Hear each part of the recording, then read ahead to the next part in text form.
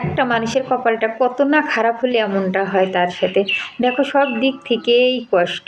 দেখো কত কষ্ট করে এই ঘরটা করছিলাম, আর ভাবিলাম যে এইটা আমার শখের রান্নাঘর বানাবো। খুব শখ ছিল যে শখের একটা রান্নাঘর বানাবো, কিন্তু আসলে কপালে সেটাও আর হয়ে উঠলো না। জানি আর ভবিষ্যতে হবে কিনা তা জানি না। হবে না আমার মনে হয়, যে পর্যায়ে এসে পড়েছি হয়তো উপরে আল্লাহ সে আশাটার আমার পূরণ করবে না।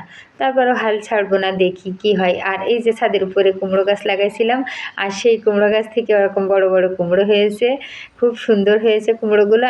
আর আরও হয়েছিল, কিন্তু সেইগুলা ইঁদুরে কেটে দিয়েছে আর নষ্ট হয়ে গিয়েছে। তো যাই হোক, আমার আশা স্বপ্ন অনেক, কিন্তু আল্লাহ আসলে পূরণ করবে না। আমি জানি যে সবার আশা তো পূরণ হয় না, সেরকম আমার আশাটাও পূরণ হবে না, আমি বুঝতে পেরেছি। তারপরেও হাল ছাড়বো না, দেখি উপর আল্লাহ কী করে, সে আশাই আছি যে রান্নাঘরটা যদি হয়। রান্নাঘরটা হয়েই রয়েছে, শুধু একটা গ্যাসের চুলা আর না হয় একটা কারেন্টের চুলা হলেই হয়ে যায়। তা সেটাও আমার কপালে জুটলো না, কি আর করা।